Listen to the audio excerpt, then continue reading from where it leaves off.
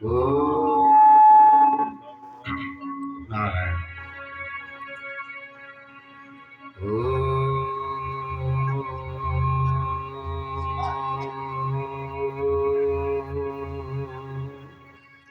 श्री गणेशाय नमः। श्री हनुमते नमः। श्री सद्गुरु चरण कमलेभ्यो नमः। श्री सीतारामाभ्यां नमः।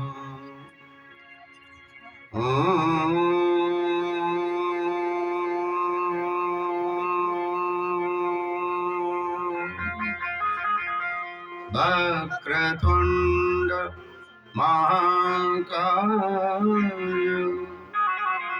कोटि सूर्य समप्रभ निर्विघ्नं कुरु मे देव सर्वकार्येषु सर्वदा। श्री सीतानाथ समारंभां श्रीरामानन्दार्य मध्यमाम् अस्मदाचार्य पर्यन्तां वन्दे गुरुपरम्पराम्।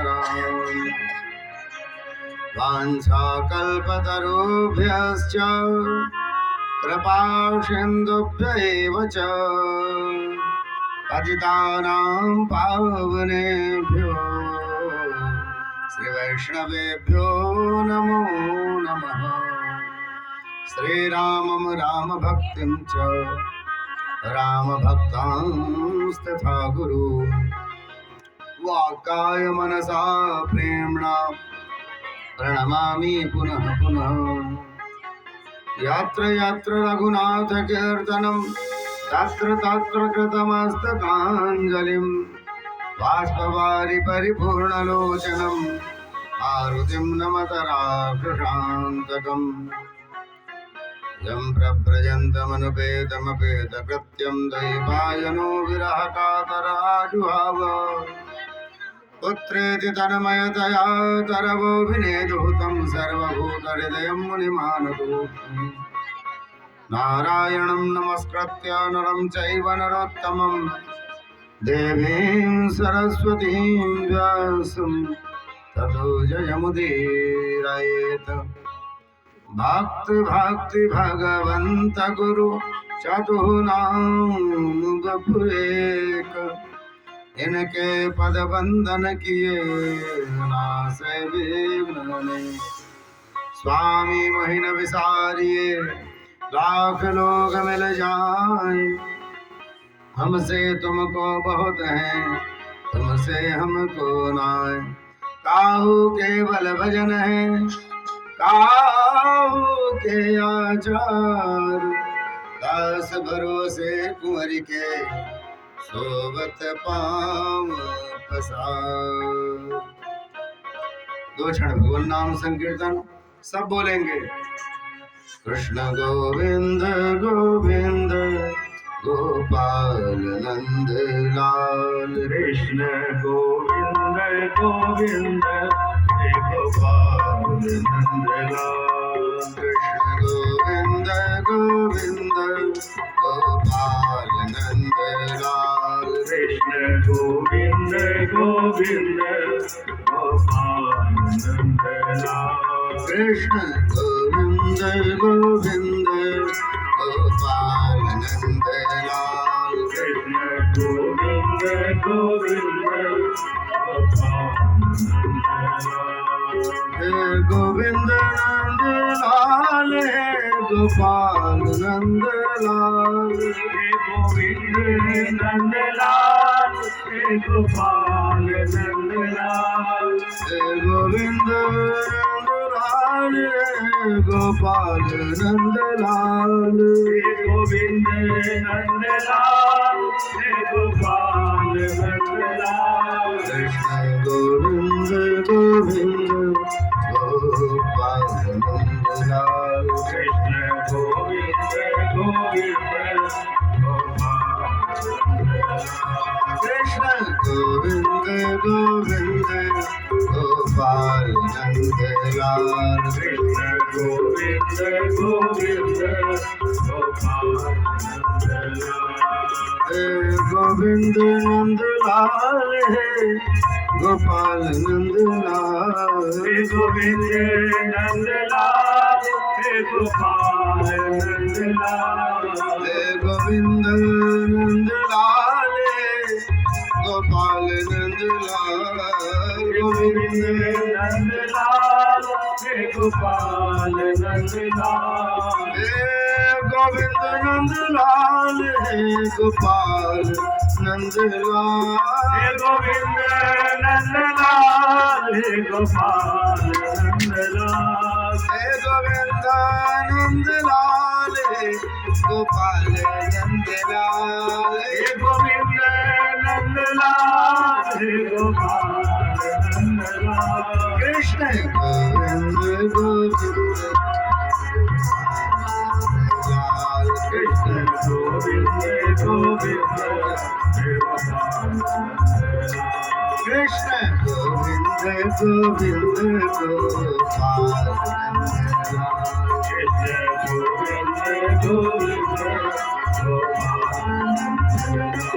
कृष्ण गोविंद गोविंद गोपाल कृष्ण गोविंद गोविंद गोपाल कृष्ण गोविंद गोविंद गोपाल कृष्ण गोविंद गोविंद गोपाल हे गोविंद नंदलाल गोविंद नंदलाल हे गोपाल नंदलाल गोपाल नंदलाल हे गोविंद नंदलाल हे गोविंद नंदलाल हे गोपाल हे गोपाल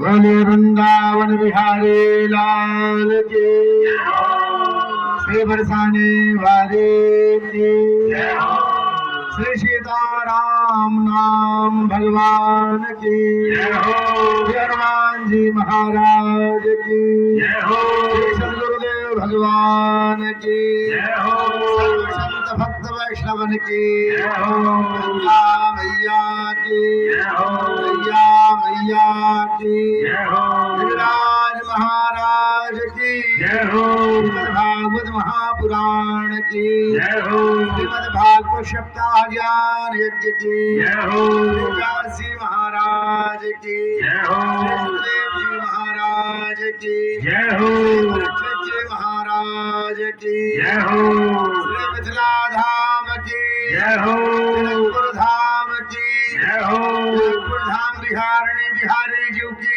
शांति मंदिर बिहारणी बिहारी जी की सदन बिहारणी बिहारी जी की सदगुरुदेव भगवान की सबके इष्ट देवता की देवता की राम देवता की स्थान देवता की आज के आनंद की रामलला जी के माता पिता की उनके गुरु गोविंद की उनके सकल पितर और पूर्वजों की जय जय श्री राम जय जय श्री राधे जय जय श्री राधे श्याम।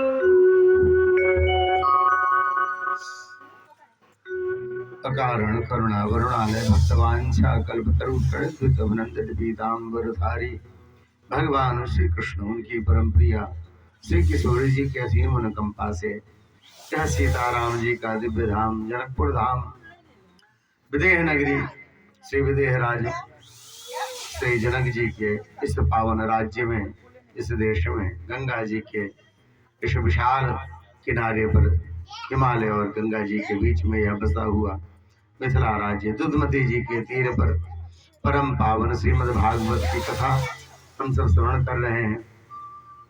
इस क्रम में आज चतुर्थ दिवस पुनश्च बारंबार प्रणाम कथा में पधारे हुए श्री हनुमान जी महाराज ज्ञात अज्ञात सभी अदृश्य अदृश्य संत महात्मा देवता मनुष्यों को प्रणाम करते हुए कथा में पधारे हुए सभी वृद्ध वरिष्ठ जनों को बारंबार नमन करते हुए सभी ब्राह्मण देवता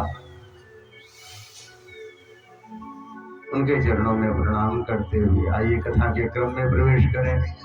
कल हम सब ने भगवान शिव के दिव्य चरित्र को श्रवण किया।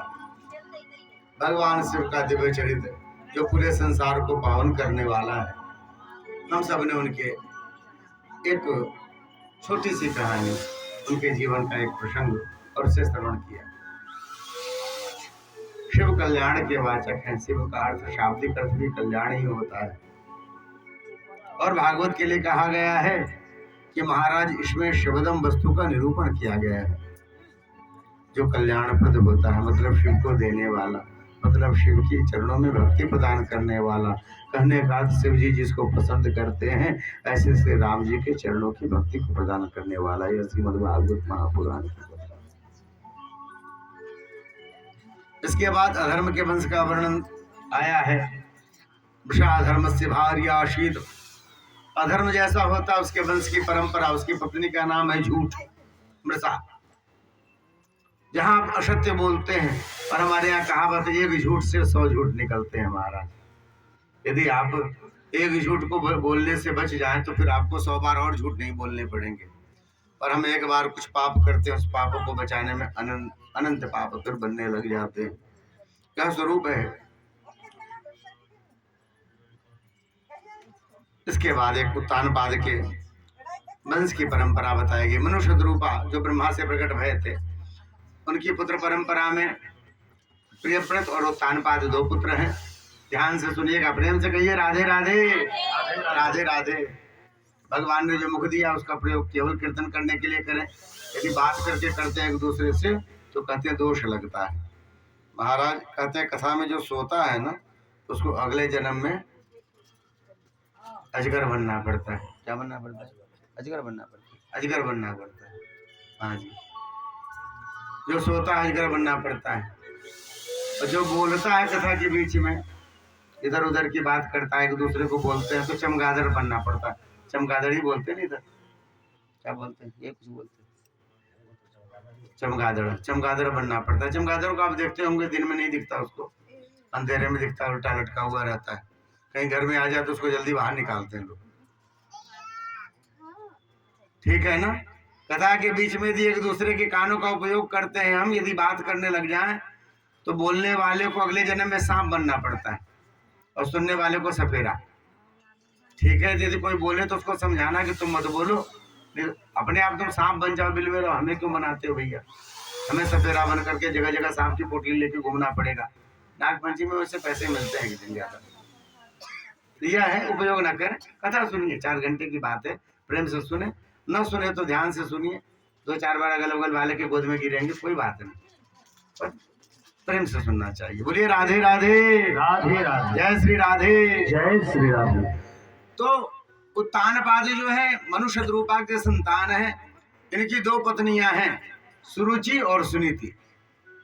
निश्चित है, जैसा हम लोग संसार में सुनते आए हुए हैं, यदि 2 पत्नियां होती हैं तो आपस में उनके शौत भाव होता है, एक दूसरे से पटती नहीं है। सुरुचि और सुनीति का वही स्वरूप है। सुरुचि भी चाहे और नीति के अनुसार हो, बहुत कम हो पाता है हमारा।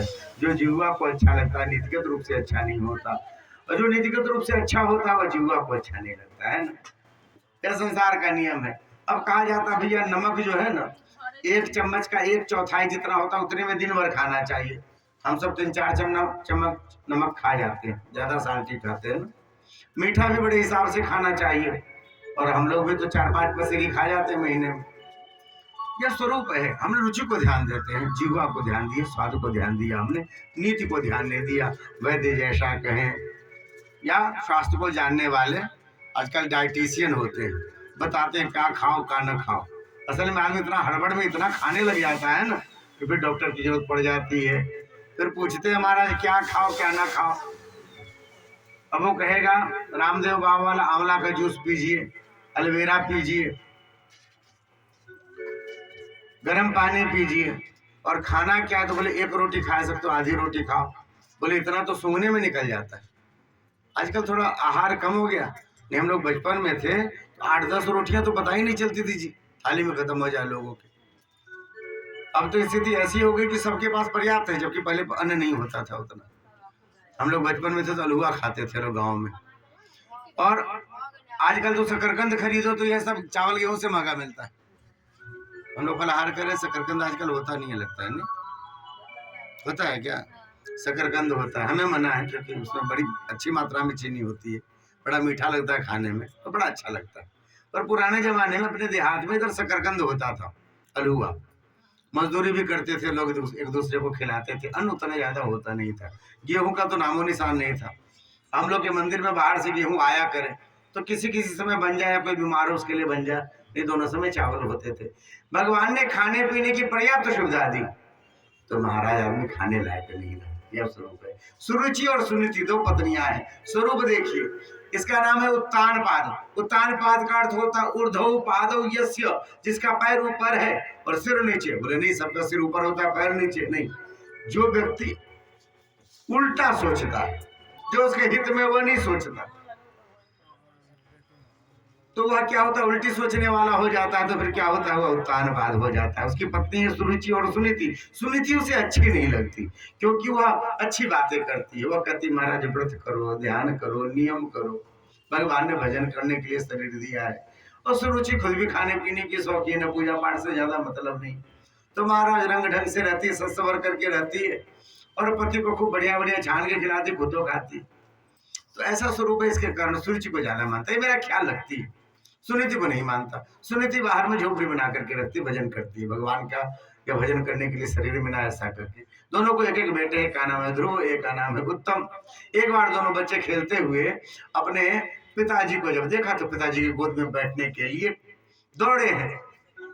उत्तम तो बैठ गया, जब भी ध्रुव बैठने चले तो उनकी जो सौतेली माँ थी सुरुचि, उन्होंने हाथ पकड़ करके उतार दिया उनको, कहा कि तुम बैठ नहीं सकते। बोले क्यों नहीं बैठ सकते? बोले इसलिए बैठ सकते कि तुम मेरे गर्भ से जन्म नहीं लिए हो, तुम मेरी सौत के लड़के हो। अब लो, मेरी सौत के लड़के हो, इसलिए तुम नहीं बैठ सकते। तुम्हें यदि अपने पिता की गोद में बैठना है तो क्या करे माँ? बोले जाके वन में तपस्या करो, श्री हरि की आराधना करो। हरि की आराधना के फलस्वरूप जब तुमको मेरे गर्भ में से पुनः जन्म लेना होगा, और तब तुम्हें अपने पिता की गोदी मिलेगी। अभी नहीं बैठ सकते। तो बालक ने सुना, उसे बहुत बुरा लगा, क्षत्रिय बालक, क्रोध आया है, और वह दौड़ करके चला गया माँ के पास। माँ के पास पहुंचा है, जोर जोर से सांस ले रहा है, बड़ी गुस्सा आ रहा है उसको, हृदय धोखने की तरह चल रही है। और माँ के सामने जब भी पहुंचा, माँ ने सोचा कहीं गिर गया, कहीं चोट लग गई, लड़का ऐसे क्यों है, क्या बात हुआ बेटा, कहाँ चोट लगी? बोली हृदय में। अरे कहाँ लगाऊं मैं, सलाह दूं? बोले नहीं, अंदर वाली चोट है। माँ ने मुझे आज गोद में नहीं बैठने दिया पिताजी के, कह रही कि वन में जाके श्री हरि की तपस्या करो, भगवान हरि को प्रसन्न करो, और उनकी कृपा से जब तुम्हें मेरी गर्भ से पुनः जन्म होगा तब तुम्हें अपने पिता का गोद प्राप्त होगा। हृदय में तो बड़ा दुख हुआ जी, माँ तो माँ होती है। अच्छा, कोई रानी के यहाँ, रानी के घर में बालक आए, चाहे किसी गरीबनी के घर में बालक आए, किसी के भी घर में आए, 9 महीने तो सबको कष्ट झेलने पड़ते हैं, समान कष्ट होता है, सबको उतनी ही दिक्कत होती है। जन्मत मरत दुसह दुख हो ही। महाराज जन्म समय, प्रसव के समय सबको पीड़ा समान होती है। फिर बताओ, मेरे गर्भ से तुमने जन्म लिया, इसलिए तुम्हें पिता की गोद में नहीं बैठने दिया? मन में आया कि बच्चे के मन में माँ के प्रति द्वेष हो जाएगा। कहा कि नहीं बेटा सुनो, माँ जो कहती है तो ठीक ही कहती होगी, मात्र देवो भव। माँ कह रही है तो हरि भजन करने के लिए ठीक कह रही है। इसलिए लाला, क्योंकि यह शरीर हरि भजन के लिए ही मिला है, इससे तो हरि भजन करो। तो माँ मैं जाऊं पर मैं भजन करने के लिए? बोले जा बेटा जा। मन ही मन सोचा कि जिसका बाप भी उसको गोद में न बैठाए, प्यार न करे, ऐसे बेटे को तो बनी में चले जाना चाहिए। और बालक भी क्षत्रिय बालक चल दिया। कहाँ जाना नहीं मालूम, क्या पढ़ना नहीं मालूम, कैसे जप करना नहीं मालूम, मन क्या होता नहीं मालूम, बस चल दिया है। चलते हुए जा रहे थे, संसार वालों को तो क्या चिंता लगती जी, पर आप जान जाओ, भगवान की आप मौलिक रचना हो, जिसने बनाया है ना, उससे बड़ी चिंता रहती है। मैंने से बना करके भेजा, मैंने से मानव का निर्माण किया, और इसका पूरा योगक्षेम मेरे जिम्मे है। परमात्मा वहां से जब देख रहे हैं कि एक छोटा सा 5 वर्ष का बालक आ रहा वन की तरफ, श्री नारद जी महाराज को भेजा है। भगवान ने नारद जी महाराज सामने दिखे ध्रुव जी के, और झट से उन्होंने उसको साष्टांग प्रणाम किया। प्रणाम करके जब उठे तो नारद जी ने पूछा, बेटा तूने पहचाना क्या मुझे? बोले, नहीं बाबा, पहचाना तो नहीं, पर मेरी माँ ने कहा है कि माथे पर उर्दू पुण्य तिलक देखो, गले में तुलसी माला देखो, तो उनको प्रणाम करना। वो कोई वैष्णव है, तेरा भाग्य बना जो आज तुमको उनके दर्शन करने का सौभाग्य प्राप्त हो रहा है, इसलिए मैंने प्रणाम किया। पर बाबा एक बात पूछूं, मैं अपने माताजी से पुराणों की कथा सुनता हूँ, और पुराण की कथा में एक आपके जैसे चुटिया वाले बाबा आते हैं, हाथ में बीड़ा, वैसे ही जैसा आपका यूनिफॉर्म है ऐसा ही पीला पीला सुंदर पहने हुए और हाथ में बीड़ा लिए हुए और नारायण नारायण करते हुए एक बाबा आते हैं, उनका नाम है देवर्षि नारद।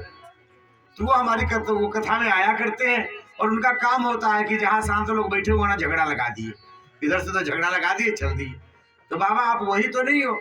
अब बाबा को बड़ा संकोच हुआ, तो बोले, नहीं बेटा, बाकी सब तो ठीक है, मैं वही हूँ, लेकिन मैं झगड़ा नहीं लगाता है, मेरा वो काम नहीं है। मैं तो थोड़ा सा लोगों को एक दूसरे से परिचित करा देता हूँ, स्वभाव जान जाओ। इस संसार वाले होते हैं ना, तो सब तीता तीता छपा के रखते हैं और मीठा मीठा दिखाते हैं। तो आदमी को थोड़ा सा खोड़ दो ना, तो फिर आदमी अपने आप बोलने लग जाता है। ये ब्यूटी पार्लर में जब लोग जाते हैं तो बड़ा श्रृंगार उंगार करते, बहुत बढ़िया सजा वजा दिया, कई बार तो इतना बढ़िया सजा देते खुद अपने आदमी को नहीं पहचान पाता।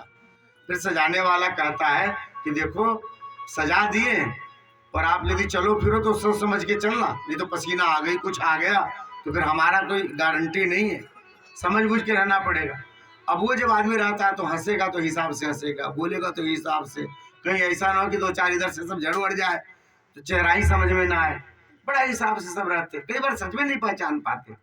संसार का स्वरूप है, हमारे सहज रहने में दिखने में बड़ा अंतर होता है। ये तो हमारे पुरुष वर्ग है, हमारे सब जजमान जी सब कुछ नहीं करना, चकाचक नहाए धोए तेल लगाए मस्त सजे सजाए, ठाकुर जी ने बना करके भेजा, यह स्वरूप है। नहीं तो यदि मान ले कि हम लोग भी इतना सब करने लग जाएं तो बताओ कैसे चलेगा घर गृहस्थी, इतने सारे खर्चे। पर ये अच्छा है, स्वरूप है सबका, भगवान ने जिसको जिस रूप में दिया है। यहाँ का क्रम श्री नारद जी कहते, बेटा मैं वही हूँ, मैं संसार का स्वरूप प्रकट कर देता हूँ। जो लोग सहज बने रहते हैं, सीधे बने रहते हैं, ऐसे उनका प्रकट कर, जो राक्षस है वह प्रकट हो जाता है। कंस को उन्होंने समझाया, कंस प्रकट हो गया, नहीं कंस के मन में दया आ गई थी, है ना। हिरण्याक्ष को समझाया, उनका स्वरूप प्रकट हो गया, वो लड़ पड़े बड़ा भगवान से, क्या जिस काम के लिए आओ मैं करा देता हूँ छुट्टी, काम खत्म, अब अगला काम करना है। नारद जी की यही ड्यूटी है। तो यहाँ पर नारद जी महाराज ने पूछा, कहाँ जा रहे हो? बोले वन को जा रहे हैं जी। वन को जा रहे हो? वन कोई घूमने की जगह, पिकनिक है? अरे भैया वन बड़ा भयानक होता है, भालू मिल जाएंगे, भालू फाड़ देते हैं आदमी को, शेर बाघ चीता, यदि हाथी मिल गया ना, हाथी यदि मिल गया तो दबा देगा, पाँव के नीचे कुचल देगा। बड़े बड़े पेड़ होते हैं, भयानक भयानक बबूल के पेड़, हाथ में लगे तो पूरा हाथ छिड़ जाए, कट जाए। सांप होते भयानक जी विष वाले। कहाँ जा रहे हो? तो वन घूमने की जगह, नहीं जा पाओगे, बड़ा कठिन है। क्यों जा रहे हो? बता दिया सब बात। अरे बस इतनी सी बात, पिता की गोद नहीं मिली तो जा रहे हो वन में, चलो मैं तुम्हें पिता की गोद में बैठाता हूँ। बोले नहीं बाबा, एक बार विचार कर लिया मन में, तो क्षत्रिय बालक हूँ, अब बिना श्री हरि को देखे नहीं जाऊंगा, हरि से मिलके ही जाऊंगा। बाबा जान गए चेला पक्का है। अब चेला पक्का है तो उन्होंने कहा ठीक है बेटा, माथे पे उर्दुपुंड तिलक लगाया, जैसे हमारे बाबा लगाए बैठे हैं, उर्दुपुंड तिलक लगाया, और गले में तुलसी दल 2 लड़ी वाली बांध दी, कानों में 2 द्वादशाक्षर मंत्र दिया, और कहा सुन बेटा, इसे मन से ध्यान पूर्वक भगवान के दिव्य स्वरूप का दर्शन करते हुए, दिव्य शोभा का दर्शन करते हुए अपने हृदय में इस मंत्र का जाप करना। वहां मैं नहीं रहूंगा बताने के लिए तुम ठीक जप रहे हो कि गलत जप रहे हो। तो देखो, स्नान करके पवित्र होके तपस्या पूर्वक जाप करना चाहिए। और जब यह जाप करोगे ना, तो 7 दिनों तक निरंतर यदि जाप करोगे इस मंत्र का, तो तुम्हें ये जो अज्ञात देवता है, अदृश्य देवता है, जो हम लोग को नहीं दिखते, जैसे हम लोग अभी कथा कर रहे हैं तो कथा में सबसे पहले हनुमान जी आके बैठते हैं, जहाँ जहाँ कथा होती, यत्र यत्र रघुनाथ कीर्तनम तत्र तत्र कृतमस्तकांजलिम वाष्पवारी परिपूर्ण लोचनम मारुतिम नमत राक्षसांतकम। हनुमान जी आगे आकर के बैठते हैं भरी भरी आंखों से हाथ जोड़ करके कथा सुनते। मेरे रघुनाथ सरकार की कथा चल रही, हनुमान जी बैठते हैं, अश्वत्थामा बैठते हैं, ये सब अमर हैं, जहाँ कथा होती वहां पहुंचते हैं। इस गांव के ग्राम देवता, कुल देवता, ये सब आकर के बैठते हैं। हमारे परिवार में कथा हो रही है, हमें नहीं देखते जी। तो कहते हैं इस मंत्र का 7 दिनों तक यदि निरंतर जाप करोगे शुद्ध नियम से, तो 7वें दिन तुम्हें अदृश्य देवता सब दिखने लग जाएंगे, जो बैठे हुए, जो घूम रहे हैं। कितने देवी देवता घूमते रहते हैं हम लोग के आसपास, हम लोग को मालूम नहीं चलता। एक श्यामक डावर है, हमारे यहाँ सिनेमा में डांस वांस का काम करते हैं, वो सब बड़े डांस डायरेक्टर। तो एक व्यक्ति के साथ जा रहे थे, उसने लेख लिखा था इंडिया टुडे में, तो वो मेरे साथ बैठे थे और तब उन्होंने कहा कि मैं वहाँ बैठ जाता हूँ। बैठे, तब उनके बाद उन्होंने कहा कि आपके पिताजी की मूछें थी? बोले हाँ। और नीचे की तरफ झुकी मूछें रखते थे? बोले हाँ। वो कुर्ता पहना करते थे जिसके ऊपर में कॉलर बने रहते थे? बोले हाँ। क्यों पूछ रहे हो? बोले आपके बगल में बैठे हुए। अब तो घबराए। फिर उन्होंने पूछा कि नहीं ऐसे नहीं हो सकता। तो उन्होंने ऐसी घड़ी पहना करते थे क्या, टाइम स्टार की? बोले हाँ। तो बोले आपके बगल में बैठे हुए। तो मुझे नहीं दिख रहे पर मुझे दिखते। किसी किसी में होती शक्ति, शारीरिक शक्ति होती है, बहुत लोग अपने गांव घर में भी होते हैं, उनकी शारीरिक शक्ति होती है, उनको दिखता है, उनके मंत्र का प्रभाव, उनका पूर्वानुमान, उनका पूर्व जीवन वैसा दिखता है, उनको दिखता है। इन्होंने कहा यदि ये मंत्र आपने जाप किया ठीक से ना, तो आपको भी दिखने लगेंगे, मंत्र का प्रभाव होता है, दिखने लगेंगे, ऐसा कहा। और सुनो बेटा, जब दिखने लग जाए ना तो समझना तुम ठीक जप रहे हो, भाव से जपना। श्री हरि अपने भक्तों को बहुत प्रेम करते हैं, निश्चित रूप से तुम्हें दर्शन होगा। ऐसा कह करके चले हैं नारद जी, और फिर श्री ध्रुव जी महाराज वन की तरफ चल पड़े। महाराज, परमात्मा की कृपा आपके साथ सदा रहा करती है। हम चिंतित होते हैं, इसका अर्थ यह है कि परमात्मा के चरणों में विश्वास हमारा कब हुआ, क्योंकि हम अपने आप जितना सोचते हैं, जिसने हमें अब बनाया है ना, उसको हमारी ज्यादा चिंता होती है। जैसे बाल बच्चे छोटे होते हैं ना, अबे चिंतित हो कैसे होगा, भैया माई बाप हैं, वो बैठ के दिन भर यही सोचते हैं हमारे बेटे का कैसे जीवन सफल हो। यही स्थिति है संसार। परमात्मा सोचने वाले हैं।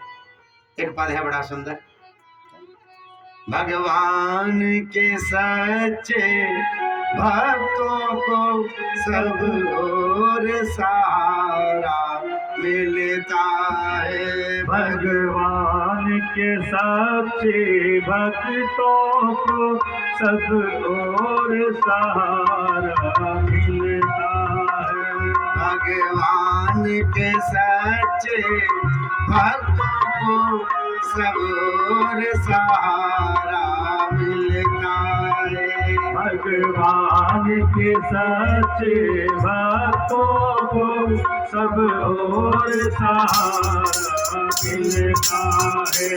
इस ओर चलो, इस ओर बचो, पग पग पे इशारा मिलता है। इस ओर चलो, उस ओर चलो, पग पग पे सहारा मिलता है।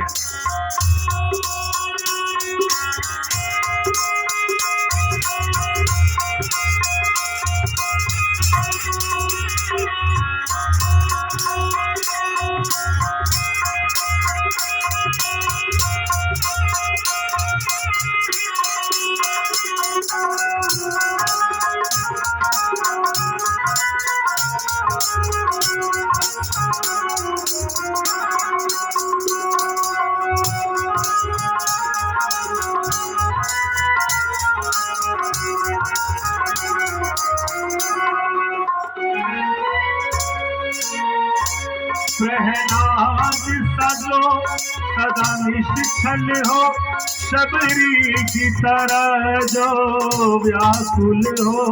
प्रहलाद सजो सदा निश्चल हो, शबरी की तरह जो व्याकुल हो। ध्रुव सा दृढ़ निश्चय हो, जिसको उसे नंद दुलारा मिलता है। ध्रुव सा दृढ़ निश्चय हो,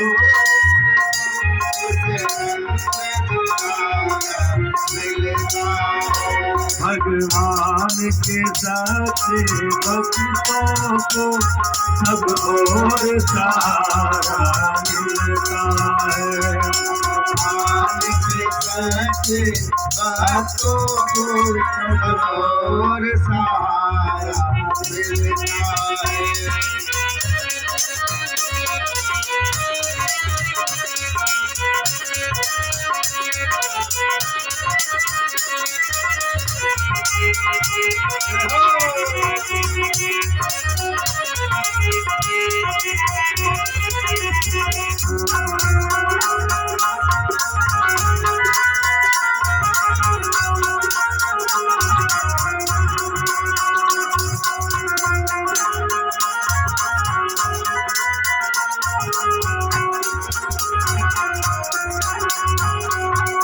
जीवन में अगर तूफान उठे लहरों में नैया फंस जाए, जीवन में अगर तूफान उठे लहरों में नैया फंस जाए, यदि राम नाम का संबल हो उसे सहज किनारा मिलता है।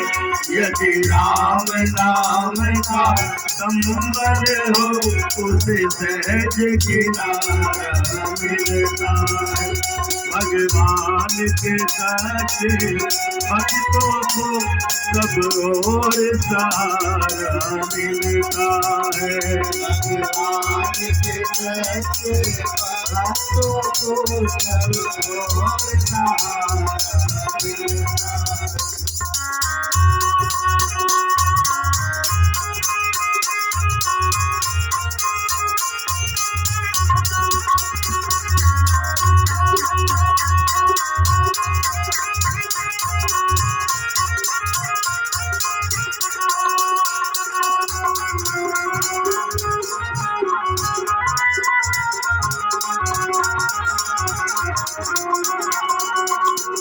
जब धन तन बल ना साथी हो दुश्मन सारा संसार बने। जब धन तन बल ना साथी हो दुश्मन सारा संसार बने।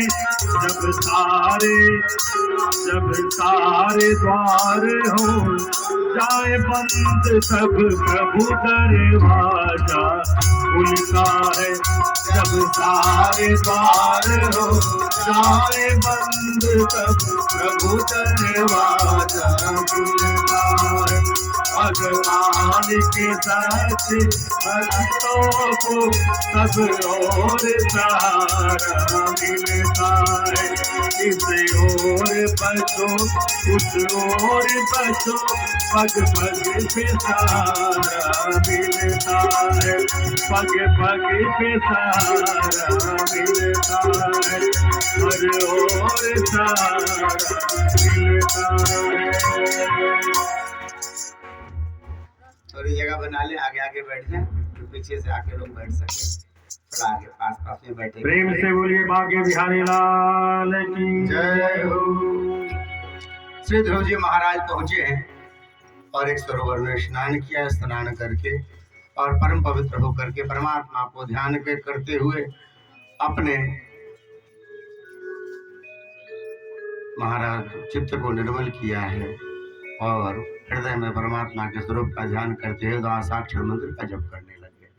और दिव्य द्वादशाक्षर मंत्र जो जीव का परम कल्याण करता है। रामानुजाचार्य जी के जीवन में प्रसंग आता है। रामानुजाचार्य जी के गुरु जी ने कानों में मंत्र दिया और कहा, बेटा आवाज थोड़ी बदली सी लग रही, देखो तो। कानों में मंत्र दिया और कहा कि बेटा इस मंत्र को गुप्त रखना, क्योंकि जिस भी जीव के कान में चला गया ना उसकी निश्चित रूप से भगवंत गति होगी, वैकुंठ गति होगी। पर जो लोग इसके अधिकारी नहीं है उनके कान में नहीं जाना चाहिए। तो इसे मन ही मन जपा करना, ऐसा कहा था महाराज। प्रातः काल का समय ब्राह्म मुहूर्त का मंदिर के शिखर पर चढ़ करके रामानुजाचार्य जी ने जोर जोर से द्वादशाक्षर मंत्र का जप करना शुरू किया, पाठ करना शुरू किया। सब लोगों तक आवाज पहुंचने लग गई। ऊंचे जीने पर चढ़ करके गुरु जी को बहुत क्रोध आया और गुरु जी ने फिर से उसे बुलाया है। रामानुजाचार्य गुरु जी के सामने पेश किए गए। सिर झुका हुआ था, पलकें झुकी हुई थी। गुरु जी ने कहा, रामानुज, मैंने तुम्हें इतना समझाया था, यह मंत्र गुप्त है या किसी के कान में नहीं पड़ना चाहिए, और जो लोग इसके अधिकारी नहीं, ऐसे जीव के कान में तुमने डाला, तुम्हें नरक की प्राप्ति होगी, तुम नरक में जाओगे, क्योंकि तुमने इस परम गुप्त मंत्र को सार्वजनिक कर दिया। रामानुजाचार्य कहते हैं कि गुरु जी, हो सकता मैं नरक में ही जाऊं, और इस संसार में जो जीव है ना, जो दुख में, नाना प्रकार के आर्तता में, परेशानियों में घिरे रहते हैं, यदि इन सबके कानों में यह मंत्र जाएगा गुरुदेव, तो ये सबके सब तर जाएंगे। जो रोज रोज मरते हैं, जो मर के बार बार 84 लाख योनियों में भटकते रहते हैं, इन सबको तो मुक्ति मिल जाएगी ना। मैं अपने गुरु की वाणी का भेद ना करने के कारण हो सकता है मैं नरक में जाऊं। जब ऐसा सुना है रामानुज के मुख से, तो उनको हृदय से लगा लिया गुरुदेव ने। बेटा तो इतना ऊंचा सोचता है, तेरे नाम से संप्रदाय होगा, संसार वाले तुम्हें जानेंगे, सदियां बीत जाएंगी, पर तुम्हें लोग स्मरण रखेंगे।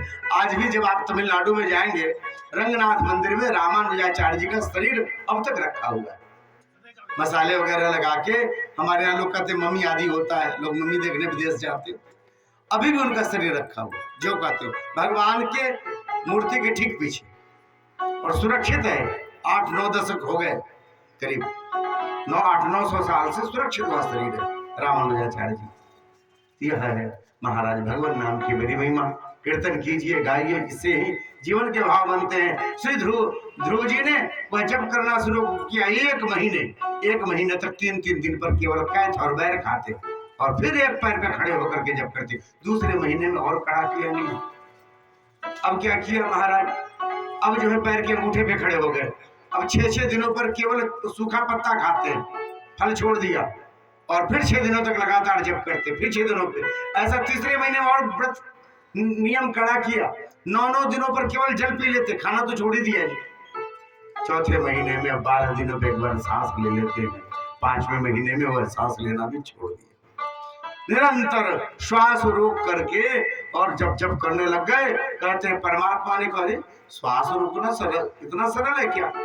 ये 5 वर्ष के बालक ने श्वास रोक के रखा है। भगवान ने एक बार खुद ही ट्राई किया, मेरे भक्त ने श्वास रोका है, एक बार मैं भी खुद श्वास रोक करके देखूं। परमात्मा ने जब भी श्वास रोकी, कहते हैं परमात्मा के रोम रोम में करोड़ों ब्रह्मांड है, ब्रह्मांड में रहने वाले जीव देवता सबको श्वास की तकलीफ हो गई। क्यों? भगवान के पेट में रहते सब घबराए। देवता है भगवान के चरणों में, कहते हैं प्रभु नैवं विदामो भगवान प्राणरूध।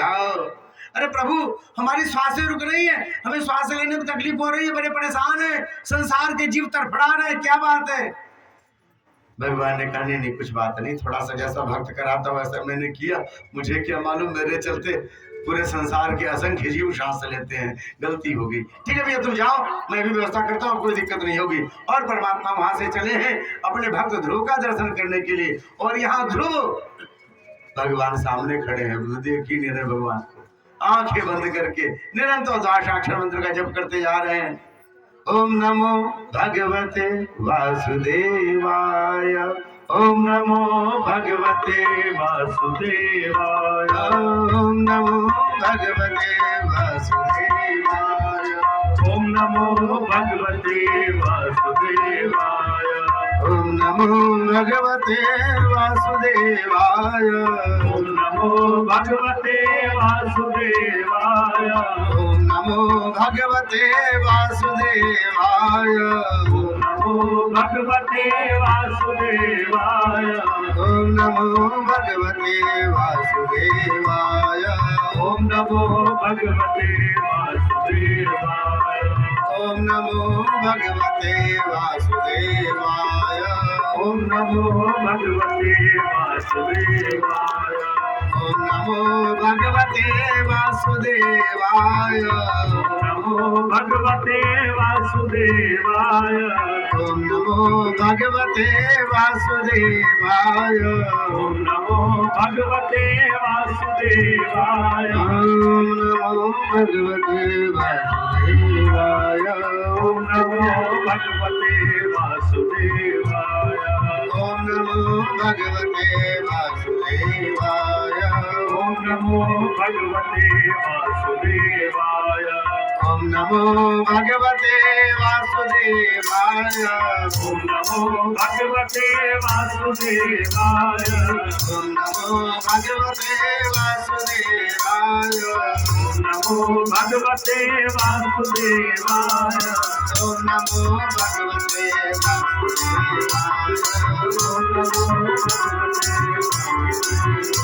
ओम नमो भगवते वासुदेवाय बोलिए भक्तवत्सल भगवान की। परमात्मा ने सामने से देखा है तो बोल ही नहीं रहे, कुछ शांत है, बिल्कुल जप कर रहे हैं। भगवान ने कहा लो हम खड़े हैं, हमें भी इंतजार करना पड़ा अपने भक्त का। भगवान ने क्या किया, उनके हृदय में जो धारणा बना के रखी थी भगवान के दिव्य स्वरूप की, उसको लोप कर दिया।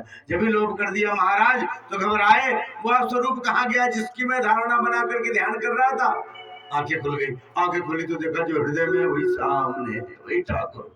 शांताकारं भुजगशयनं पद्मनाभं सुरेशं विश्वाधारं गगनसदृशं मेघवर्णं शुभांगं लक्ष्मीकान्तं कमलनयनं योगधुरध्यानगम्यं वन्दे विष्णुं भावभयहरं सर्वलोकैकनाथं। परमात्मा का दिव्य स्वरूप देखा महाराज, हृदय प्रसन्न हो गया, हृदय प्रसन्न हो गया। देख रहे हैं परमात्मा को, इतनी प्रसन्नता क्या करे। सोच रहे भगवान को लिपट जाए, ठाकुर जी के कंधे पे बैठ जाए, ठाकुर जी के कान पकड़ के हिला दे, ठाकुर जी का गाल पकड़ के इसे हिला दे। अच्छा छोटा बच्चा खुश होता तो क्या करता है, एक 5 वर्ष का बालक खुश होगा तो क्या करेगा, गोद में चढ़ जाएगा, ये तो करेगा, कंधे पे चढ़ जाएगा, ऐसे ही तो करेगा, नाक पकड़ के हिला देगा, दादाजी बड़े अच्छे। ऐसे ही तो होता है ना, छोटे से हैं ध्रुव जी, अब तपस्या कर लेने से, ठाकुर को प्राप्त करने से बड़े तो होने के जी, छोटे से यही सब मन में आ रहा था। सोच रहे थे कुछ बोलना, पर बोल नहीं पा रहे क्योंकि बच्चे। अपना शंख उनके गाल में लगाया, और गाल में लगाया ठाकुर जी ने, लगाते ही बैखरी वाणी प्रकट हो, बैखरी वाणी प्रकट हो गई और उन्होंने बड़ी सुंदर स्तुति करी है। योऽन्तः प्रविश्य मम वाचमिमां प्रचुक्षाम् सञ्जीवयत्यखिलशक्तिधरः सुधाम्ना अन्यांश्च हस्तचरणश्रवणत्वगादे प्राणान् नमो भगवते पुरुषाय तुभ्यम्। हे मेरे प्राण, जगत प्राण, हे परमपिता परमेश्वर, आपके चरणों में बारंबार प्रणाम है। हे प्रभु, इस शरीर में, इस रोम रोम में, इस अस्थि में, इस नस में, पूरे शरीर में जो व्याप्त है वह परमात्मा जो हृदय में दृष्टा के रूप में रहता है। आप प्राण हो प्रभु। ये हमारी उंगली हिलती है ना ऐसे, इसमें ठाकुर बैठे पड़े, यदि निकल जाए तो डॉक्टर के पास घूमेंगे, महाराज उंगलियां नहीं हिल रही है, पता नहीं क्या। जब कुछ पकड़ रहे थे, 3 उंगली पकड़ा रहा है, ये वाला कुछ मूवमेंट नहीं कर रहा, तो डॉक्टर कहेगा देखना पड़ेगा कोई नस में दिक्कत। हम कहेंगे ठाकुर जी गए इसमें से, शरीर अपने पास ही रहता है, फिर कभी कभी क्या होता है वो छोड़ देते। अंग अंग में ठाकुर बैठे, अंग प्रति अंग में, रोम रोम में ठाकुर जी। ये जो स्पर्श है ना, स्पर्श के रूप में जो दिखता है वह ठाकुर जी है महाराज। और ऐसे ठाकुर जो प्राण बन करके जिह्वा में शामिल हो गए, और जिह्वा से जिन्होंने ये मेरे से स्तुति करवा दी, उस पर ब्रह्म परमात्मा के चरणों में मैं प्रणाम करता हूँ। बड़ी सुंदर स्तुति करी है, बड़े प्रसन्न हुए। विष्णु भगवान कहते हैं लाला कुछ मांग लो, कुछ बोले नहीं। अरे मांग लो बेटा, कुछ मांग लो। अरे मैं अपने भक्तों को बहुत देता हूँ, अपने भक्तों के लिए मेरे लिए कुछ भी दिया नहीं है, तुम बोलो मैंने दिया, मांगो। कुछ भी नहीं मांगा, आंखें झुका ली, क्या चाहिए। आप मिल गए तो सब मिल गया, आप ही की तो चाहत थी परमात्मा, आप मिल गए सब मिल गया संसार में। फिर भी मांग ले, कुछ नहीं मांगा। तब कहा चाची का नहीं मांगते हो तो बता दे, जिसलिए तुम तपस्या करने आए तो वो तुम्हें मिल गया। जाओगे तो पिताजी गोद में बैठा लेंगे। गोद में ही नहीं बैठाएंगे, कांधे पे बैठा के पूरे नगर में घुमाएंगे। देखो आज तक बेटे लोग बाप के नाम से जाने जाते थे, आज के बाद सदियों तक मुझे ध्रुव के पिता के रूप में जाना जाएगा। मेरा बेटा श्री हरि का दर्शन करके आया। तुम जाओगे तो पिता तुम्हें गोद में बैठाएंगे, और गोदी में नहीं बैठाएंगे, अपने सिंहासन पर भी तुम्हें ही बैठाएंगे। तुम राज करोगे 36,000 वर्ष तक, अकंटक। तुम्हारे राज्य को कोई हिला नहीं सकता। और उसके बाद भी मेरे दर्शन का फल समाप्त नहीं हो जाता। जब इस धराधाम को छोड़ करके जाओगे तो तुम्हारे लिए ध्रुवलोक में व्यवस्था करके रखी है। वह ध्रुवलोक सदा सदा के लिए तुम्हारे लिए रहेगा। तुम्हारी गणना प्रमुख तारों में हुआ करेगी, और सदा सदा तुम दिखाई देते रहोगे लोगों को। इस तरह से अन्य ग्रहों की कुछ स्थितियां कुछ बदलती हैं, स्वरूप बदलता है। बड़ा ध्रुव जो होता सदा उत्तर में सदा दिखाई देता रहता है तारा। महाराज लौट करके आए, पिताजी का जैसा बताया था वैसा ही हुआ। पहले से नारद जी बता चुके हैं आपका बेटा आने वाला है। उन्होंने पूरे नगर को सजाया, तोरण द्वार बनाए, पूरे में बंधनवार लगाया, और बंधनवार लगा करके प्रतीक्षा कर रहे थे सब। जब ध्रुव जी आए सबने जय जयकार करिए, बोले भक्तराज ध्रुव की जय जयकार करी। अपने कंधे पर बैठा करके और खूब बैंड बाजा के साथ बढ़िया महाराज सुंदर प्रभात फेरी निकाली है पूरे राज्य में। जो देख रहा है सब दर्शन करके धन्य आ रहा है, हो रहा है, कह रहे देखो श्री हरि का दर्शन करके आए हुए।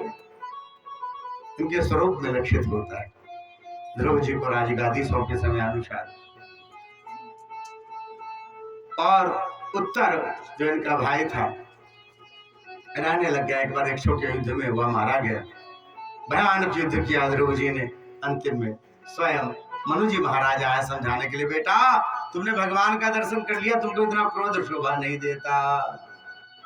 उत्तम मारा गया महाराज, और जो सुरुचि थी वह पागल हो गई।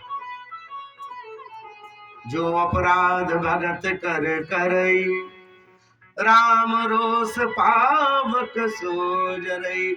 जब इसकी चलती थी, जब राजा इन्हीं की सुनते थे, तो महाराज इस ध्रुव को गोद में नहीं बैठने दिया था। जीवन में क्या होता है, यही सब होता है। आपसे बन पाए चाहे ना बन पाए किसी की सेवा, और किसी वैष्णव का अपकार मत करना महाराज, क्योंकि इनका मालिक बड़ा मजबूत, वो भला क्षमा भी कर दे। हमारे ठाकुर नहीं भूलते, इसने हमारे भक्त को बड़ा परेशान किया। ठाकुर नहीं भूलते हमारे। यह हुआ, रुचि पागल हो गई। समय अनुसार अपने बेटे को राजगादी सौंपी, और स्वयं जाकर के वन में तपस्या करने लग गए। कौन सा स्थान था, बोले हरिद्वार। हरिद्वार का जो सप्त सरोवर है, सप्त सरोवर में वह ध्यान करने लग गए। गंगा जी कल कल कल कल कर बह रही थी। ध्वनि से उनको दिक्कत होती, कहती माँ अरे तुम इतनी जोर से बोलती हो, मुझे जप नहीं करते बनता। गंगा जी वहां शांत होके बहने लग गई। ऐसे सिद्ध पुरुष थे। सप्त सरोवर में भी आप जाएं तो गंगा जी शांत बहती। और समय अनुसार कहते हैं इनके लिए विमान आया। विमान पर बैठने वाले थे कि मृत्यु आया। हाथ जोड़ करके कहता, प्रभु बिना मृत्यु हुए संसार में कोई जाता नहीं है, पर मैं आपको छू मेरी हिम्मत नहीं है। आप मुझे छू दो तो नियम भी पूरा हो जाएगा, मेरा जीवन भी धन्य हो जाएगा। वहां सिर झुका करके प्रणाम करने लग गया मृत्यु ध्रुव जी को। ध्रुव जी ने उसके माथे पर पैर रखा और उस विमान पर सवार हो गए। मृत्यु मूर्धनि पदम दत्वा आरूहाद्भुतम गृहम, ये भागवत में लिखा है। उस अद्भुत गृह में बैठे विमान चलने को, बोले रुको रुको रुको, क्या बात है? मैंने अभी माता जी के दर्शन नहीं किए भैया। मेरी माता जी जिन्होंने मुझे प्रेरित किया, यदि मोह माया में पड़ जाती, गले लगा देना बेटा ना, वहां शेर काट लेगा, हाउ काटेगा, हाउ मत जाओ वन में, तो भला मैं भजन कर पाता? मेरी माँ ने मुझे प्रेरणा दी तो मैं श्री हरि का दर्शन कर पाया। आज मुझे भूतराज ध्रुव कहते हैं।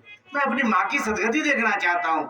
सबने कहा अरे सुनो महाराज, जिसका आपके जैसा बेटा हो उस माँ की भला दुर्गति हो सकती है? आप देखो, आपके आगे जो बड़ा सा विमान है उसमें माता जी आपकी बैठी हुई है। देखा तो माता जी सिंहासन पर बैठी थी और बड़ी बड़ी देवियां सब उनको चौन हिला रही थी, विजन हिला रही थी, छत्र लिए खड़ी थी। महाराज सब उनके स्वागत में खड़े थे। ऐसे माँ की गति देखी, प्रसन्न हुए और ध्रुव जी को अपने लोक की प्राप्ति हो गई। इसके बाद बोले भक्तराज ध्रुव की। इन्हीं के वंश में आगे चल के अंग राजा हुए। तो अंग राजा हुए, अंग के जो है वेन हुए, वेन के शरीर का मंथन हुआ। अंग को कोई बेटा नहीं था, पुत्रष्टि यज्ञ कराया ब्राह्मणों ने और अग्नि देवता चरु लेके प्रकट हुए। उनकी पत्नी को दिया गया और वो पाया तो उससे उनको वेन नामक पुत्र हुआ जो भगवान का भक्त नहीं था। हर बार अग्नि देवता चरु लोग प्रकट हो जाए, इससे राम नहीं प्रकट हो जाते। राम के प्रकट करने के लिए कौशल्या जैसी माँ होनी चाहिए। आपके जीवन के संस्कार, आपके जीवन का सतपथ, आपके जीवन का आचरण आपके बच्चों में उतर करके आता है। इसीलिए कई बार लोग कहते हैं जैसे बेटियों को आप ज्यादा समझाओ ना तो कहेंगे भैया को तो आप जाने देती हो, हमें नहीं जाने देती। बेटी का ज्यादा ख्याल रखना पड़ता है, संस्कार का ना। क्यों? यह तो एक कुल को प्रभावित करेगा, बेटियां तो दो कुल को प्रभावित करती है, दोनों वंश परंपरा को सुरक्षित रखती है। इसलिए बेटियों का ज्यादा ध्यान रखना पड़ता है। उन्हें मना किया है तो कहीं जाने से, कहीं आने से, कहीं करने से। क्यों महाराज? आप ख्याल उसका करते हैं जिसको अमूल्य मानते हैं। आप टीना टप्पर को अपने तिजोरी में नहीं रखते होंगे, सोना चांदी को तिजोरी में रखते हैं, उसका ख्याल करते हैं। क्यों? वह अमूल्य है। तो यही स्वरूप है महाराज। जैसा माँ का गुण दोष जीवन में आता है वैसा पुत्रों पर असर पड़ता है। यहाँ इनके पुत्र हुए वेन। वेन स्वभाव से कड़े थे। ऋषि मुनियों ने हुंकार किया, जिसके फलस्वरूप उनके हुंकार के प्रभाव से वेन वहीं पे तत्क्षण मर गए।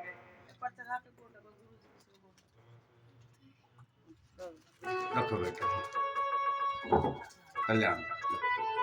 तो जो है वेन के शरीर का मंथन हुआ। कैसे आएगी? बैठो। हाँ, अब वहीं से प्रणाम कर ले। हाँ, इधर आएंगे तो फिर बीच में डिस्टर्ब होगी कथा। नारायण नारायण नारायण। तो क्या हुआ? वेन के शरीर का मंथन किया गया है, जान का मंथन किया गया है, उससे निषाद नामक जाति प्रकट हुई। और जब दाहिने बाहु का मंथन किया गया, दाहिने से भगवान विष्णु पृथु के रूप में और बाएं से लक्ष्मी अर्ची के रूप में प्रकट हुई। पृथु और अर्ची के रूप में परमात्मा प्रकट भय। उन्होंने पृथ्वी का पालन किया और स्वयं पृथ्वी गाय के रूप में प्रकट होकर आई। सब देवी देवता, नाग, किन्नर, यक्ष, गंधर्व, ऋषि, मुनि और ब्राह्मण सबने अपने जो उनके मुखिया थे उनको बछड़ा बनाया, पृथ्वी का दोहन किया है और कहते सबने अपने अनुरूप सामग्री प्राप्त की। भगवान सभी मनोतियों को देने वाले होंगे, पर मिलेगा तो आपको वही ना जो आप जिसको पाने में समर्थ है। और नहीं दे, मान लो कहा कि चलो तुमको हवाई जहाज दे देते, कहाँ खड़ा करेंगे महाराज? छत पे नहीं हो सकता। जैसे जिसकी योग्यता होती है, जैसा स्वरूप होता है, उसके अनुसार उसको सामग्री मिलती है। जैसे मनुष्यों के देवता थे पृथ्वी जी महाराज मुखिया, उन्होंने जब उसका दोहन किया तो उसमें से अन्न निकला। इनके लिए अन्न जरूरी है। जब नागों ने दोहन किया तो उसमें से विष निकला। जब वही देवताओं ने दोहन किया उसमें से सोमरस आदि निकला। जब दैत्यों ने वही दोहन किया तो लोग जो पीने वाले होते हैं ना, वही पीने वाली सामग्री वो उन लोग की निकली। जो राक्षस लोग पीते दारू वगैरह, वो उसमें से निकली। एक ही पृथ्वी है, उसमें सब कुछ निकलता है ना। इसी की घास से दूध बनता है गायों को, तो हम लोग दूध पान करते हैं। इसी में गैस निकलता है, इसी में सोना निकलता है, इसी में चांदी निकलती, इसी में लोहा निकलता, सब कुछ धरती से। अभ्रक हो, चूना हो, सीमेंट हो, कुछ भी सब धरती माता देती है। आपकी जैसी योग्यता वैसा धरती माँ दे रही है। सबको दिया, पूरे संसार का उन्होंने पोषण किया। ये जो पृथ्वी जी महाराज हैं, लोगों को रहना सिखाया। कैसे रहते हैं, कैसे उठते हैं, कैसे बैठते हैं, कैसे रहते हैं, कैसे चलते हैं, कैसा घर होता है। पहले लोग गुफाओं में रहते थे, उनको घर ही नहीं मालूम था बनाना। सिंधुली में रहते होंगे, इधर कोई रहता नहीं होगा क्योंकि यहाँ गुफाएं तो होती नहीं जनकपुर में। शुरू में महाराज जी भी आए थे तो मालूम सब जंगल ही था। ये जानकी मंदिर के महाराज जी जब आए, रूप किशोर जी, ऐसा तो ये जब आए थे तो मालूम चला पूरा जंगल ही था। किशोर जी ने उन्हें जो है शायद स्वप्न दिया, तब बताया कि हम यहाँ पे हैं। फिर वहाँ वो भजन करने लग गए। नहीं तो लोग पहाड़ों पे रहते थे, गुफाओं में रहते थे उस जमाने में। पृथ्वी जी ने उनको रहना सिखाया। इन्हीं की वंश परंपरा में महाराज प्रचेता हुए। प्रचेता के बाद प्राचीन वर्ही हुए और प्राचीन वर्ही को नारद जी ने उपदेश दिया रुद्र गीत का। यह कथा आती है, चतुर्थ स्कंद पूर्ण हुआ। बोलिए भक्तवत्सल भगवान की जय हो। महाराज 5वें स्कंद के प्रारंभ में प्रियव्रत की कथा आती है। प्रियव्रत जो मनुष्यरूपा के पुत्र थे, उनके पुत्र हुए आग्निग्र, आग्निग्र के पुत्र हुए नाभि, नाभि के पुत्र हुए ऋषभदेव जी महाराज, जो साक्षात भगवान के अवतार थे। बोले ऋषभदेव जी महाराज की जय हो। इन्हीं ऋषभदेव जी से जैन परंपरा चली है। हमारे जनकपुर में तो शायद नहीं है सब, पर काठमांडू वगैरह में होंगे। जैन लोग हैं जनकपुर में भी, बड़े कारोबारी होते हैं। विराटनगर में बड़े कारोबारी लोग होते हैं और बड़े नियम निष्ठा वाले। हम लोग तो थोड़ा बहुत खा लें, वो लोग तो प्याज लहसुन मूली ये सब भी जो मानते हैं अपनी परंपरा को नहीं खाते, बड़े नियम निष्ठा वाले।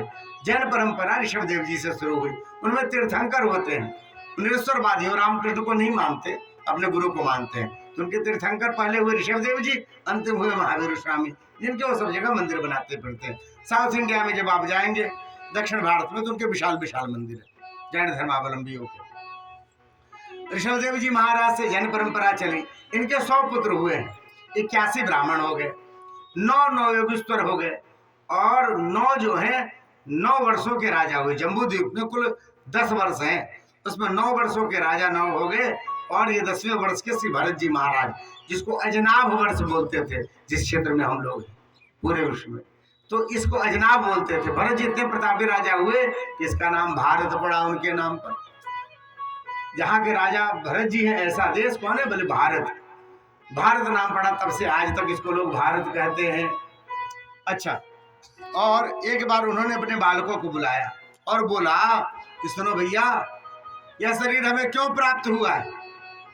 बालकों ने कहा क्यों प्राप्त हुआ है? हम खाते हैं पीते हैं, अच्छे से रहते हैं, संसार देखते हैं, देखने के लिए आंखें मिली, सूंघने के लिए नाक मिला, सुनने के लिए कान मिला, खाने के लिए जीवा मिली। अरे नहीं बेटा, ऐसा नहीं है। यह संसार के तुच्छ विषय भोगों को पाने के लिए नहीं मिला हुआ है, तो कीड़े मकोड़े भी खाते। फिर आप मनुष्य क्यों बनाए गए? इससे बढ़िया आपको तिलचट्टा बना देते, आपको चूहा बना देते। वो सभी अपने मन का खाता है। बिल्ली बना देते, कुत्ता बना देते, आप मनुष्य क्यों बने? नायम देहो देह भाजाम नृलोके कष्टान कामान अर्हते विभुजाम ये तपो दिव्यम पुत्र कायेन शक्तम शुद्धे दशमात ब्रह्म सौख्यम तुरंतम। बेटा, यह शरीर तप करने के लिए मिला हुआ है। यह शरीर हमें तप करने के लिए मिला है। जितनी चीजें संसार में खाने को मिले, चढ़ते चलोगे तो बीमार पड़ जाओगे। फिर यह शरीर जो 100 वर्ष के लिए मिला हुआ, 50 साल में सरक जाएंगे यहाँ से। तो आप सब कुछ मिला हुआ संसार में, माया है यह। आप अपने हिसाब भर खाइए, उससे ज्यादा मत खाइए। तब करना चाहिए शरीर। सब भोजन मिला, यदि ना मिले और तब व्रत हो गया तो बड़ी बात नहीं। सब कुछ मिलता रहे तब व्रत हो। बड़े आइटम नीचे बनते हैं, जजमान जी को फले मिल रहा है खाने को, है तो सब कुछ उपलब्ध है कई तरह से, लेकिन फिर भी आप जब उसको छोड़ते हैं, यही तपस्या कहलाती है। सभी सामग्री आपको दिखे, हर तरह चीज पहनने के लिए हो, पर आपने 1-2 वस्त्र छाटा, बोले यही पहना करेंगे, ज्यादा नहीं रखना चाहिए, तो यह तपस्या होती है। बहुत ओढ़ने के लिए सामग्री हो, पर आपने सोचा चलो कुछ ही ओढ़ेंगे, बाकी दूसरों को ओढ़ा देते हैं, यह तपस्या होती है। नहीं तो व्यक्ति जो होता है विषयी होता है। विषयी व्यक्ति अपने लिए कितना कर ले उसको कम ही लगता रहता है, और फिर संसार को देखेगा, सोचा ये चीज हमारे पास नहीं है, फिर ये नहीं है, हाँ? और ये हमारा संसार में आप जितना बड़ा भी ब्रांड खरीद लो, उससे भी बड़ा पहनने वाले लोग हैं। 2-2 करोड़ की घड़ी होती है, 100-100 करोड़ की गाड़ियां आती है। क्या करेंगे आप? कहाँ तक खरीदेंगे? महाराज, अपने आप पे लगाम लगाना चाहिए। शरीर केवल अपने जिह्वा के लिए, आंख के लिए, कान के लिए, पेट के लिए नहीं मिला हुआ है। शरीर भगवान के भजन के लिए मिला है। अच्छा पिताजी, हम तप करेंगे, हम जानेंगे कैसे तपस्या की कैसे की जाती है? तो बोले महाराज बड़ों के पास जाओ। ये बुढ़िया मैया बैठी हुई है, ये कहती है एक ही समय खाते हैं, एक समय खाती ही नहीं, बैठ के दिन भर जप करती है। तपो दिव्यम पुत्र कायेन शक्तम शुद्धे दशमात ब्रह्म सौख्यम तनंतम।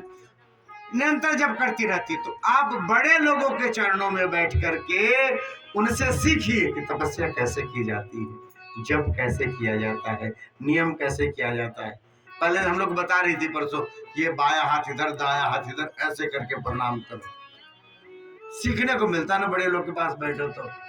बोले महसेवाम द्वार आहुर विमुक्ति। बोले बड़े बूढ़ों की सेवा करने से क्या मिलेगा? बेटा, महान व्यक्तियों की सेवा करने से, जिन्होंने अपना जीवन भगवान के चरणों में लगा लिया है, ऐसे व्यक्ति का सेवा करने से विमुक्ति के द्वार खुलते हैं। हम जो नाना प्रकार के बंधनों में बंध जाते हैं ना, जीव के कारण, शरीर के कारण, त्वचा के कारण, आंख के कारण, नाक के कारण, और हमारा नियम बड़ा प्रभावित होता है। हम रोज सोचते हैं ये करेंगे, आज पूजा करेंगे, आज रामायण करेंगे, आज सुंदरकांड करेंगे, हो ही नहीं पाता। क्यों? आदत खराब है ना, नहीं बन पाता। बड़े लोगों के पास रहना चाहिए, उनके साथ उठना बैठना चाहिए, उनके जीवन को देख करके सीखने का मौका मिलता है, फिर आप इन बंधनों से मुक्त हो पाएंगे। तमो द्वारम योषिताम संग संगम। महाराज, ऐसे व्यक्तियों से खूब बचिए जो दूसरों की चर्चा करते हो, दूसरे की पत्नी की, दूसरे के धन की, दूसरे के घर की, इधर उधर की निंदा करते हो, इनसे बचना चाहिए। खुद तो नरक में जाएंगे, आपको भी लेके जाएंगे। नहीं करना चाहिए। आप अमूल्य समय को यदि आप इधर उधर की बातों में लगाते हैं तो महाराज, इससे आपका जीवन का वह क्षण जो भगवान ने बड़ी कृपा पूर्वक दिया था वह नष्ट हो जाता है। तमोद्वारम योषिताम संग संगम। बोलते हैं महाराज, परस्त्री पे जिसकी बुद्धि रहती है और परस्त्रियों की जो चर्चा करता है, जो स्त्री परपुरुषों की चर्चा करती हो, ऐसे के समीप बैठने से पाप लगता है। ये तमो का द्वार है, इसके पास बैठने से, इनकी बात सुनने से। क्यों? इसकी बुद्धि भ्रष्ट हो गई है। ये ठाकुर जी ने इतना सुंदर स्वरूप, इतना सुंदर वातावरण, इतनी अच्छी व्यवस्था दी थी जिसमें यह व्यक्ति भजन कर पाता, पुरुषार्थ कर पाता, अपने घर परिवार सबकी स्थिति को ठीक कर पाता। ये व्यक्ति दूसरे की बातों में लगा हुआ, इधर उधर की बातों में लगा हुआ है, अड़ोस पड़ोस की बातों में लगा हुआ है, संसार में लगा हुआ है, पर धन पर अपवाद, दूसरे की बातों को लेके मालूम है ये ऐसा है, वो ऐसा है, ये ऐसा है। अरे छोड़ो महाराज, अपने को देखो। आपका हृदय बताता है कि हम कैसे हैं। हम अपने विषय में चाहे जितना कह दें। अब ये था ना, मेरा मन दर्पण कहलाए, भले बुरे सारे कर्मों को देखे और दिखाए ना। ये आपका हृदय जो है ना, वो बताता है हम कैसे। हम जितना भी छांट ले अपने आप को, आपका मन झूठ नहीं बोलता, आपको पहचानता है। इसलिए किसी की नहीं सुननी चाहिए। हरि भजो महाराज। जब भी मन में ऐसी भावना आए कि हमसे नहीं हो सकता, ठाकुर जी ने जनकपुर में जन्म दिया, ठाकुर जी ने जानकी मंदिर के समीप रखा, ठाकुर जी ने यहाँ के जल पिलाए, ठाकुर जी ने सब व्यवस्था यहाँ करी, माता पिता वैष्णव दिलवाए। महाराज, श्रेष्ठ रचना है। हम भगवान ने बड़ी कृपा की है। यदि मान लो उठा करके यदि मलेशिया इंडोनेशिया में डाल दिया होता, तब बताओ कहाँ से सीताराम सुनते होता। यदि अफ्रीका में डाल देते, वहां पे तंजानिया में, तो वहां तो कुछ नहीं होता, बैठ के ढोल बजाते जंगल में पत्ता पहन करके। उनको मालूम नहीं, सीताराम जानते नहीं, कुछ भी नहीं। भगवान ने कृपा करी है, समीप में दिया।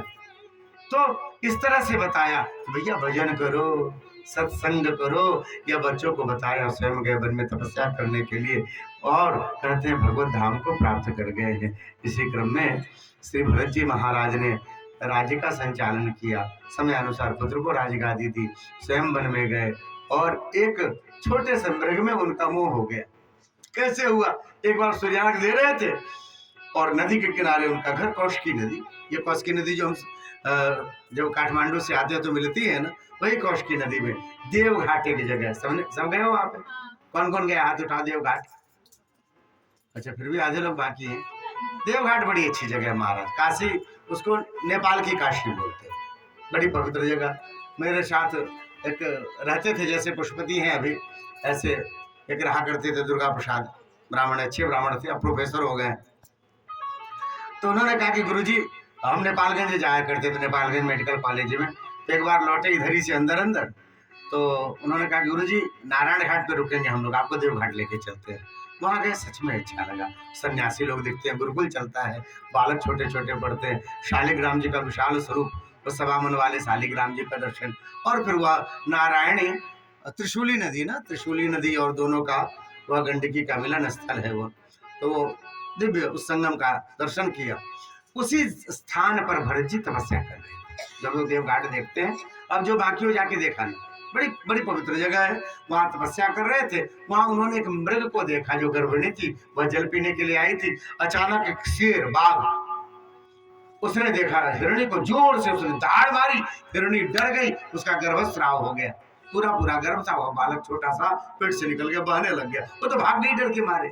अब वो बहने लग गया जल में, जब ही देखा तो धारा तो है त्रिशूली में थोड़ी, जब ही देखा तो जल्दी से गए भरत जी उसको निकाल करके ले आए, उसको संभाला पाला पोसा, कैसे भी दूध जो है रुई में भिगा भिगा करके चटा के उसको जिंदा कर लिया, बचा लिए जीवन। अब उसी में ध्यान जाने लग गया, पूजा का नियम, पाठ का नियम, यज्ञ का नाम, आहुति का नियम सब भूल गए। क्यों? तो इसको जो मिल गया जीव उस पर दया तो करना जरूरी है। हमारे गुरु जी कहा करते थे, अखंडानंद जी सरस्वती जी जिन्होंने श्रीमद् भागवत का की व्याख्या लिखी है, जो आप गीता प्रेस से पढ़ते हैं, वो कहा करते थे जो त्याग होता है ना एक समय दया को भी छोड़ देना चाहिए, प्रारंभिक में नहीं अंतिम में। दया नहीं मतलब दुनिया आप नहीं चलाने वाले हो महाराज, ठाकुर जी की इच्छा से सब कुछ हो रहा है, शांत होकर के बैठो। कई बार हम लोग इसलिए फंसते हैं कि दूसरों के झगड़े में कूद जाते, हमारी समझ में आता हम ठीक कर लेंगे, भैया ब्रह्मा हो। आज ज्यादा तो लोग ऐसे परेशानियों में पड़ जाते, अपने से तो कोई मतलब था नहीं, दूसरों का काम पड़ा तो उसे घुस गए जाकर के। एक समय में दया भी आपका नुकसान कर जाती। यही हुआ भरत जी के साथ, दया में पड़े थे, उस मृग छोने को पाल लिया, बड़ा होने लग गया तो भजन छूटा।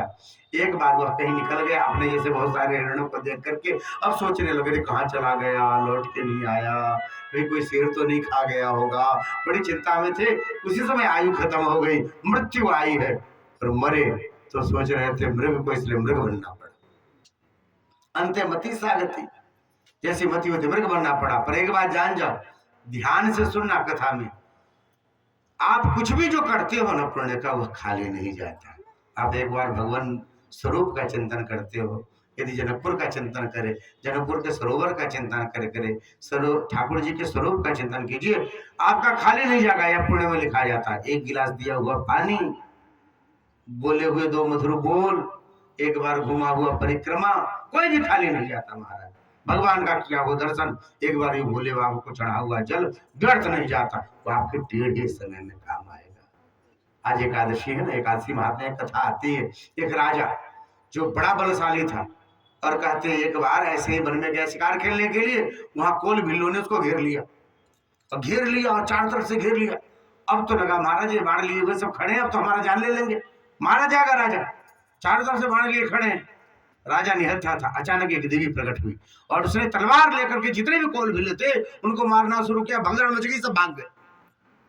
जब सब भाग गए तो राजा ने पूछा, देवी कौन हो आप? तो देवी ने क्या कहा? देवी ने कहा, मैं आपने जो पिछले जन्म में जो एकादशी की थी ना, वह मैं एकादशी हूँ, वह मैं एकादशी हूँ। और आपको जब इस समय ऐसी परिस्थिति में देखा तो वह एकादशी हूँ मैं आपकी रक्षा करने के लिए चली आई। आपका किया हुआ व्रत, आपका किया हुआ पुण्य, आपका दिया हुआ दान व्यर्थ नहीं जाता। अब आप कहोगे अब ये कैसे हो जाए, हमने जो किया, नहीं भैया, वो आपके ऐसे समय के लिए रखा रहता है जिस समय आपकी सबसे ज्यादा जरूरत होगी। जब आप किसी झमेले में फंसेंगे और आपको लगेगा नहीं तो काम हो गया। आप बस स्टैंड में रात में खड़े हो और मालूम है कि कोई गाड़ी ही नहीं है और रात में कोई गाड़ी जाएगी भी नहीं। अब आप सोचिए भगवान रात भर खड़ा रहना पड़ेगा, तब तक अचानक कोई आया और उसने कहा कैसे खड़े, चलो हम आपको पहुंचा देते हैं। यह कृपा काम करती है। तब जब आप प्रयागराज जैसे स्थल पे चले जाएं और वहाँ हाथ छूट गया और आप बड़े परेशान हैं, अब हम कैसे जाएंगे, हमको न जगह मालूम, न व्यवस्था मालूम, न पता मालूम है, और तब कोई मिलता है, कहता है हम देखे हुए हैं, आप लोग कहाँ रुके, चलिए हम लेके चलते हैं। वहां आपका व्रत का पुण्य का प्रभाव काम करता है महाराज, लोग भूलते नहीं। यह स्वरूप है। यहाँ पर इस तप के प्रभाव से मृग के शरीर में भी उनको याद था कि मैं राजा था, और एक बार मृग को याद करने के कारण मुझे मृग बनना पड़ा। उस स्वरूप में भी वो भजन करते थे, सूखे पत्ते खाते थे, और जल्दी ही वह शरीर छूटा। फिर ब्राह्मण का शरीर उनको प्राप्त हो गया। ब्राह्मण के शरीर में उन्होंने निश्चित कर लिया, अब मैं किसी चक्कर में नहीं पड़ूंगा। महाराज किसी से बलबे नहीं करे, लोग समझे पहले गुंगा है। पिताजी ने जनेऊ आदि कर दिया, गायत्री मंत्र 3 महीना तक पढ़ा है, लड़का बोला ही नहीं। लोग उनको जड़ जड़ कहने लगे, नाम था भरत पर जड़ भरत करने लगे।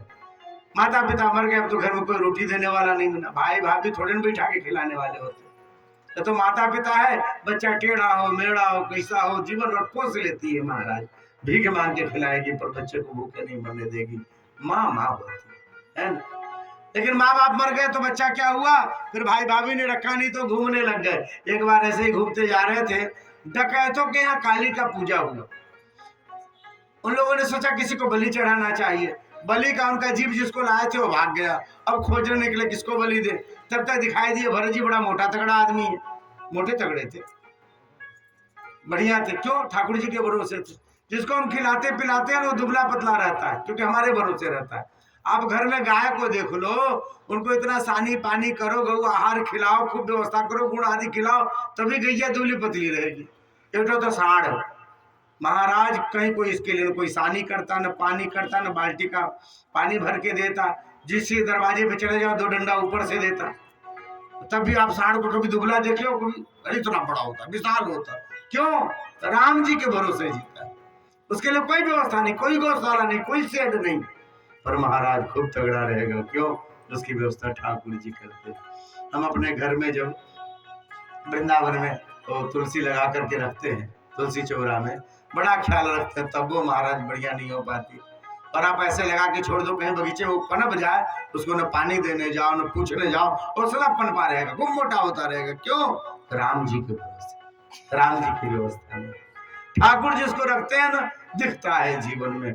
जब अपने घर में जाए तो 2-2 रुपया जोड़ो, बड़ी मुश्किल होती है महाराज। अपने लिए कोई सामग्री खरीदो, बड़ी जिम्मेदारी, बच्चों के विषय में सोचना, अपने विषय में सोचना, कुटुंबियों के विषय में सोचना।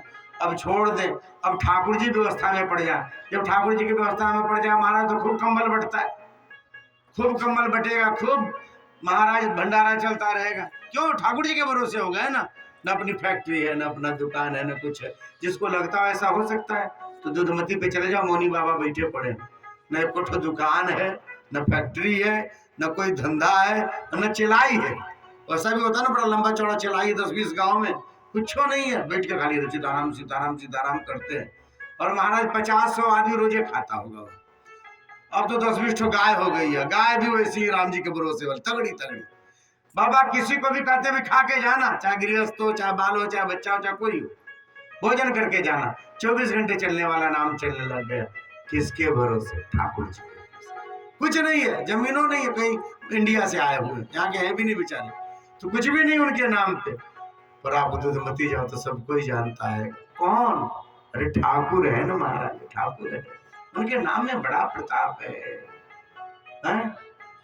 मसक ही करहि बिरंचि प्रभु, अजहु मसकते हीन, अस विचारि तजि संशय, राम ही गुण ही प्रवीण। अरे मोटे तगड़े थे, क्योंकि ठाकुर जी के भरोसे। और महाराज डकैतों ने उनको पकड़ा है, ले गए बलि वेदी पे चढ़ाने के लिए। पहले उनको स्नान कराया, जिसको बलि देते हैं उसको पहले नहा धो के बढ़िया शुद्ध किए, बढ़िया वस्त्र पहना दिया रेशमी, चंदन लगाया, टीका लगाया, खूब ढेर सारा खिलाया। ये मिठाई, पंतुआ, खाजा, जलेबी, बर्फी खूब खाए। कोई खुशी नहीं, खा लिया, दे दिया, खा लिया। उसके बाद कहे बलि वेदी पे लेट जाओ, बलि वेदी पे गला रख दिया। वहां एक डकैत ने बड़ा सा कटार निकाला, और निकाल करके जब ही ऐसे गिराने वाले थे, महाराज सब देखे तो देखे, माई कैसे देखती, माँ तो माँ होती है। इन लोगों ने मूर्ति माना होगा, पर इन्होंने तो माँ ही माना था। जड़ भरत ने मूर्ति में से माँ काली प्रकट हो गई विशाल, और माँ ने उसी समय उठाया है अपना कटार और लेकर के सब जितने डकैत थे सबके गले को काट दिया, सब मारे गए।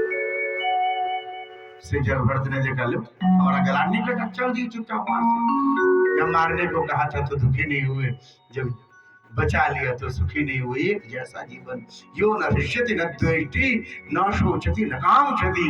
गीता में भगवान कहते हैं, जो न बहुत हर्षित होता है, न जो किसी से द्वेष रखता है, न सोच करता है, और न जो बहुत आकांक्षा करता है, वह मेरा प्रिय होता है, अर्जुन वह मेरा है।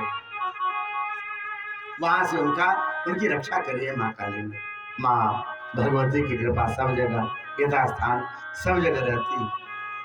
हृदय में भाव रखना चाहिए, अपने भगवान के प्रति अनन्यता रखिए, और यह भी मानिए संसार में जो कुछ भी है ठाकुर का ही बनाया हुआ है, ठाकुर के अलावा और कुछ भी नहीं है। लेके पूजा की थाली, ज्योत मन की जगानी, तेरी आरती उतारूं भोली माँ। तू जो दे दे सहारा, सुख जीवन का सारा तेरे चरणों पे वारो भोली माँ। ओ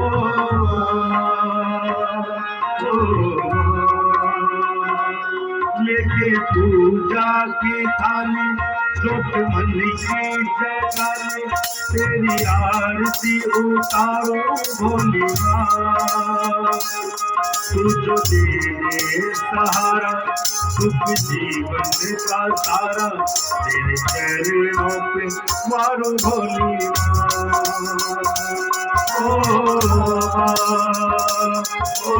माँ।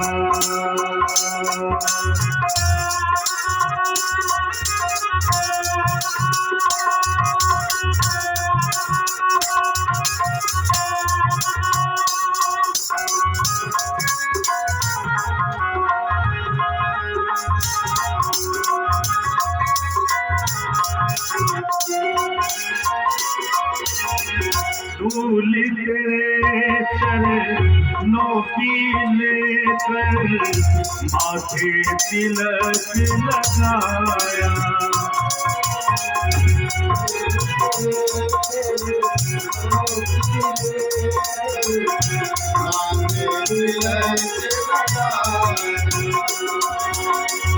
यही कामना लेकर मैया द्वार तेरे मैं आया। रहूं मैं तेरा होके तेरी सेवा में खोके, रहूं मैं तेरा होके तेरी सेवा में खोके सारा जीवन गुजारो भोली माँ। तू जो दे दे सहारा सुख जीवन का सारा तेरे चरणों पे मारो भोली माँ। ओ माँ, ओ माँ।